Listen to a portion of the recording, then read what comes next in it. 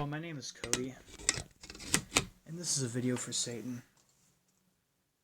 Now, a lot of you out there, don't matter who you are, where you're from, if you're from Joyous Satan or if you're a solitary practitioner, I know a lot of young teens, whenever they try to come to the gods, and they have a problem leaving, their religion that they were indoctrinated with. They have hang-ups with Christianity or Islam or whatever like that. So what I'm going to give to you today is my gift.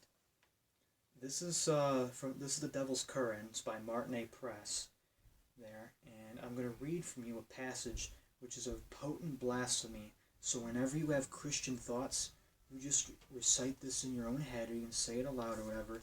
It should drive that shit away, that Jewish shit away. Okay. Surah al-Taj, the crown, by the King of the World. 1. By the crown. Your Lord is a lover of sovereignty, for his vassals are many and his subjects are countless. Have you not heard of other worlds? Have you not seen the stars in the sky? There are as the jewels in his crown. Some for his own, and others for the blind one. 31. And just so you know, the blind one is the Jewish God of Israel. The blind one is Allah, Jehovah, Yahweh, Demiurge, all the same crap. Have you not heard of Irem, city of the pillars and the sands of time? Then they worshipped your Lord and performed his rites at the correct seasons. But they abandoned his precepts, saying, Nay, but we are self-sufficient. Your Lord is a terrible adversary to the betrayers. The elders of Irem said, We shall build a house to the blind one and seek his favor. Now what this is talking about is the traitors who worshipped Lucifer, Shaitan, and then became Muslims. They basically abandoned their faith and devotion from Satan, who is the most wonderful God there is, and they say, well, let's build a temple to the Demiurge. Just build a house for Allah. Okay. Then they smashed the idols of your Lord and his children. This is when basically these are Gentiles, but they were swindled with Jewish lies. So we don't know what possessed them to start worshiping Allah, but basically they were swindled by Jewish lies, and they say, oh, let's worship Allah, okay? But your Lord sent as a mighty tribulation against them, and they perished utterly. So it just goes to show, how real that so-called God is, if that Allah or that Yahweh was any real or any potent, why the fuck didn't he protect them, For he is none that vouchsafeth against him. They that would betray the lion, let them fear the claws and fangs. Some of them say the blind one in heaven is supreme, and to resist him is folly. Say to them, do you claim that your Lord is a fool? And what man wages war with no hope of victory? And they say, Nay, but Shaitan is an open rebel. They say, My Lord is the God of this world, for he has cast your God out of many worlds. And this is true. Lord Satan has been at war with the Demiurge, which, according to different sources, is either a literal Jew, or according to the Joy of Satan, he's an amalgame of greys and different inferior extraterrestrial races. And it's true. Our pagan gods have kicked their asses. We have driven the greys and the traitorous reptiles who've betrayed Satan. We have kicked their asses out of countless universes. The greys are a dying fucking race. The archons, the angels, the crusty reptilian traitors who betrayed the dragons, they're dying. This is why these religions focus so much on slavish worship, is that they're so sick and frail. They require your life force just to exist. We're going to continue reading now. 23. How then shall this world be different? And say then, show me your prophets, that they may speak for your God. Nay, they are dead to a man. For we slew Muhammad and Isa and Moses, and many more besides. For prophets lie and then die. They say, Nay, but our God shall forgive us of our sins and admit us to paradise. Now this right here, what this is addressing is the Jewish mentality that's affecting our world. Basically, is it's all about me. I can do whatever I want. I can be as greedy as I want. I can do whatever the hell I want. And as long as I love Jesus, or as long as I love Moses, I'll be forgiven. No, no, no. That's not how it works, folks. That's not in line with the laws of nature. If you take from something, there's a price tag on it, and by golly, you're going to pay that price sooner or later. There's no freebies in the world, you know. So all this Jewish shortcuts, get everything for free or as cheap as possible, it's got to go out the fucking window. 28. Devil's Qur'an. But they shall see, nay, but they shall see. They shall see that your Lord is coming to devour them in the end, for this world is his kingdom. And he is the God of this world, and we delighted in the ruin of the enemy's messengers. Lo, Muhammad, 4 wives for other men, but 12 for yourself, and none for the Lord? And that is an unfair distribution.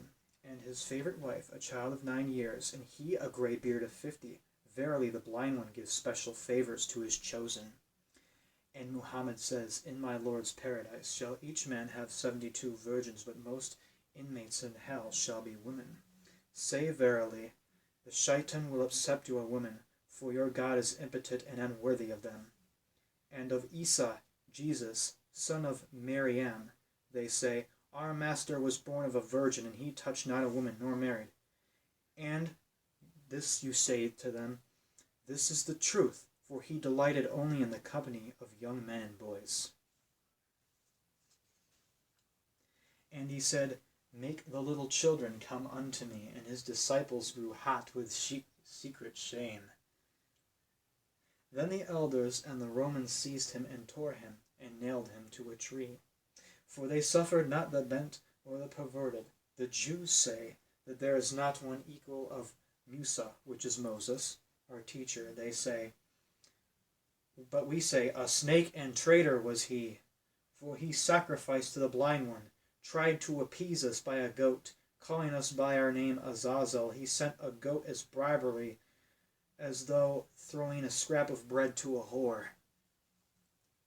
But we were not persuaded, except to destroy him, and our servants seized his body and denied it to his followers for burial.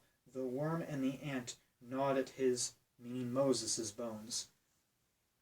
They say, David our king was perfect and without sin, a man beloved of the Lord. Say verily, he was a murderer and an enemy to his own. He took that which he wishes and cared not for the weakling. He dwells now in the valley of the shadow of death, in great fear and agony, for his God has abandoned him. Woe to him that he took us not as his Lord. Say, O you who believe, a crown shall be given them who are mindful of their Lord, mindful being to think of your Lord always, and intone his names aloud or secret. The believer shall intone the Lord's name in the morning and in the evening, but sacrifices by night alone. Day and night their meditation is on the Lord and his children also, for he delights in the adoration of his children, meaning the archdemons, the mighty ones. Some of the faithful say to you, what shall we do when we travel among the enemy or dwell alongside them? Your Lord says, O you who believe, fear not to hide your ways, for your Lord loves the cunning. So bow down to them when they bow down, and rise when they arise. Garb yourselves in their colors and shades, as the wolf in sheep's clothing. Be not the fool who hunts up wind, but hunt as a clever hunter. And fear not to wear the cross or crescent, for the enemy is mocked thereby. Now what this is talking about is that if you're around those who are without, okay, do not be afraid to wear a Christian cross. Okay, it's okay for Satanists to wear a Christian cross, or you can wear a crescent moon. Now, if you're weak or you're new, you might not want to evoke those types of energies, but if you're of the gods, you'll always have their protection. And what this is talking about is what Ashashidim of the Lilith Society calls an insight roll. Basically, when you're doing what they're doing, you're taking on a temporary insight roll. Now, an insight roll is an external, completely different mask than what you're in internally.